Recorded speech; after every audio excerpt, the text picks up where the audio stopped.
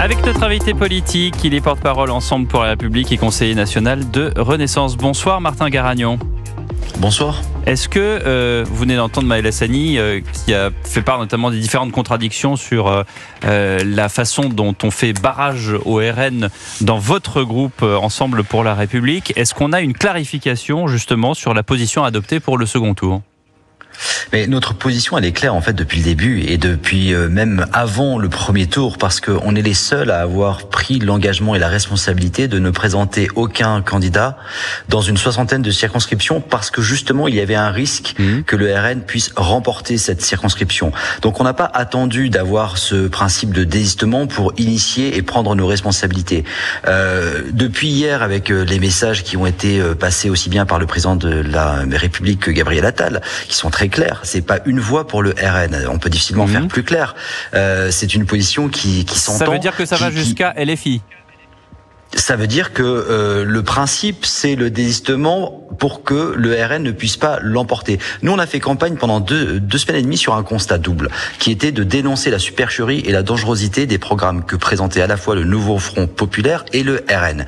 Il se trouve que depuis hier, on sait que le risque de l'accession au pouvoir du Front Populaire est écarté, a priori. Reste donc un risque d'accession au pouvoir du RN. Donc maintenant, la priorité, c'est effectivement d'éviter aux Français et au pays de basculer vers une accession au pouvoir du Rassemblement national. Il se trouve également qu'un certain nombre de députés investis LFI ont pu, par leurs propos ou leur comportement, avoir des actes, des attitudes qui sont clairement anti-républicaines. On peut même le dire, puisque le président de la République a utilisé les termes d'antisémitisme, d'antiparlementarisme, donc il les a qualifiés de manière extrêmement forte.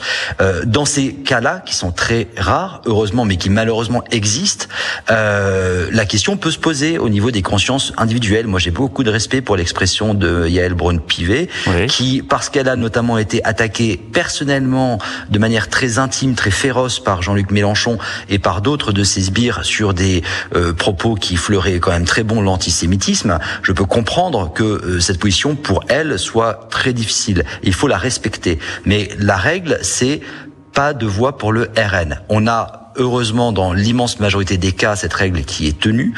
On a encore quelques cas, je crois que ça a été évoqué par vos invités, des situations où on a encore des candidats qui se maintiennent jusqu'à présent. On a jusqu'à demain soir 18h pour clarifier justement sur l'ensemble des situations de triangulaire le maintien ou pas, dans quelles conditions, à quel titre et pour quelles raisons. Donc on travaille aussi là-dessus à tous les niveaux.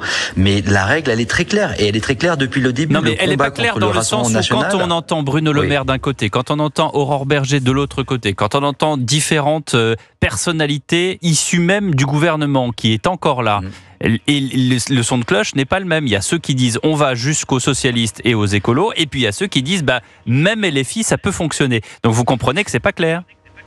C'est une fois de plus cette perception individuelle, elle ne s'applique à quelques unités de circonscription. Oui, mais les unités, elles sont là. Voilà. Mais elles sont là, oui. Mais je suis pas en train de botter en touche sur le sujet. Ce sont des expressions individuelles qui se respectent. C'est-à-dire que c'est en âme et conscience, ou est-ce que vous faites comme les LR, où disent non, finalement les électeurs sont assez grands. On avait encore une auditrice ce matin sur Europe 1 qui disait mais moi j'en ai marre aussi des partis politiques qui donnent des consignes de vote.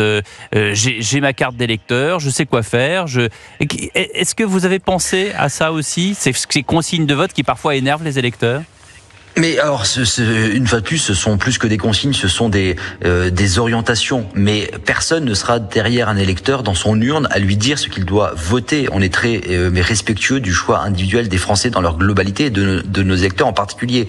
C'est simplement que je trouve un peu facile de se défausser d'une responsabilité dans des situations aussi essentielles que celles que l'on traverse en ce moment, et finalement de botter en touche de la part d'un parti, surtout d'un parti de gouvernement, enfin en tout cas qui se dit de gouvernement, et de dire non, ils vont se débrouiller tout seuls et finalement c'est des grands garçons. Mais nous on le sait que les Français sont des grands garçons, on sait qu'ils sont capables de réfléchir tout seuls, mais la responsabilité d'un homme politique et d'un parti, c'est aussi d'endosser, de faire des choix. Et là il y a un choix qui est très clair, avec un risque d'accession au pouvoir du RN, puisque une fois de plus, comme je le disais, le Front Populaire a été écarté de cette possibilité. Donc le risque maintenant c'est le RN. Nous, notre campagne, c'était de dénoncer le risque que faisait courir à la France et aux Français ces deux programmes, ces deux blocs. Et donc il n'en reste plus qu'un un qui peut potentiellement arriver au pouvoir, il est évident, il est normal, il est logique que l'on appelle à ce que ce bloc-là ne puisse pas arriver au pouvoir. Et si vous me permettez une dernière remarque sur Monsieur Bardella, qui, je l'entendais en attendant de passer à votre antenne,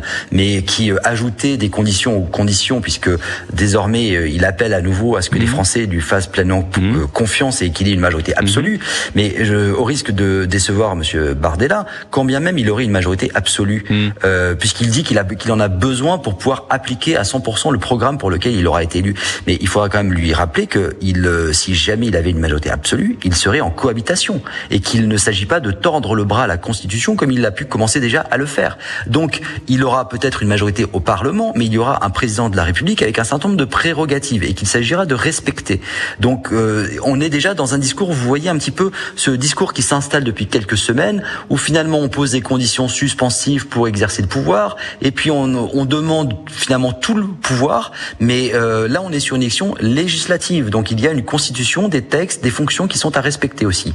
Ce président dont vous parlez, dont on le présente depuis hier soir comme un homme acculé, seul, qui n'a plus de majorité, qui n'en aura plus, qui fait un score finalement très très maigre et qui justement, on a vu encore des personnalités de ce bloc central se désister. Comment est-ce que vous pouvez vous-même, Martin Garagnon, croire encore au macronisme, comme on l'appelle ? Mais vous savez, si vous vous laissez abattre à chaque échec politique, vous faites pas de politique, tout simplement. Donc là, on est dans le temps de l'action, de la combativité. Pour le coup, il est assez immense. Moi, je suis assez âgé pour avoir connu dans mon adolescence l'échec, par exemple, des socialistes en 93 qui s'étaient retrouvés avec un groupe parlementaire réduit à néant. Tous les partis politiques ont connu des moments plus ou moins difficiles. Donc pour vous, c'est pas la fin. En ce moment, c'est intéressant.